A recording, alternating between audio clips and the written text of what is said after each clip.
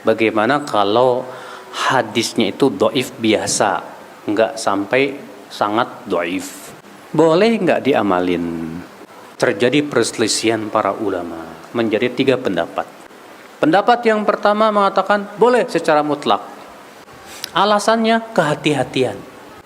Karena yang namanya hadis biasa, dhaif biasa itu kan ada kemungkinan benar dari Rasul, ada kemungkinan salah. Cuman kemungkinannya sama-sama kuat. Nah, takutnya nih benar ya kita amalin.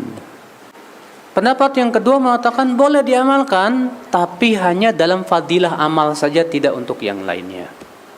Dalam masalah fadilah amal, dalam masalah akidah dan hukum nggak boleh. Tapi untuk fadilah amal boleh saja. Ini pendapat dinisbatkan kepada Imam Ahmad, Imam Syafi'i dan yang lainnya. Namun sebetulnya kalau kita melihat perbuatan Imam Ahmad dan Imam Syafi'i tidak demikian.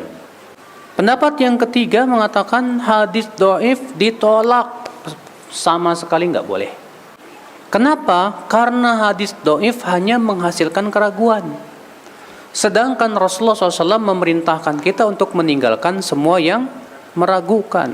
Rasulullah bersabda, "Da' ma yaribuka ila ma la yaribuk." Tinggalkan yang meragukan kepada yang tidak meragukan. Sementara hadis dhaif itu meragukan. Maka semua keraguan harus dibuang dalam Islam. Adapun kehati-hatian bukan pada tempatnya di sini. Kenapa? Karena kehati-hatian yang diklaim tersebut bertabrakan dengan perintah Rasul untuk meninggalkan semua yang sesuatu yang sifatnya ragu-ragu dan meragukan. Karena agama Islam itu, Pak, tidak dibangun di atas keraguan, tidak. Agama Islam itu ilmiah. Agama Islam itu harus dibangun di atas bukti-bukti yang akurat, yang kuat, yang otentik. Adapun kalau buktinya meragukan, Islam tidak menerima itu. Makanya Rasulullah bersabda, sudah saya sebutkan tadi hadisnya, "Da' ma yaribuka ila ma la yaribuk." Tinggalkan yang meragukan kamu kepada yang tidak meragukan.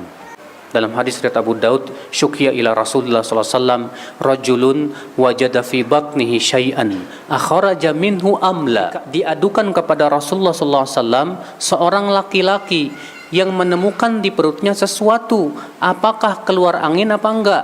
Ragu nih. Keluar angin apa enggak? Keluar angin apa enggak? Apa kata Rasulullah?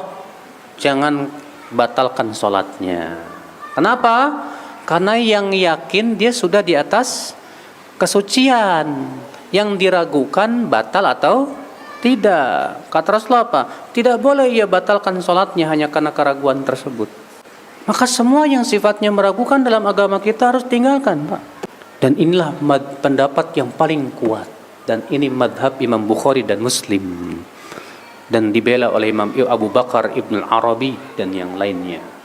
Dan Al-Hafidh Ibnu Hajar pun condong kepada pendapat ini dalam kitab beliau Tabyinul Ajab Fima warada fi fadli Rajab.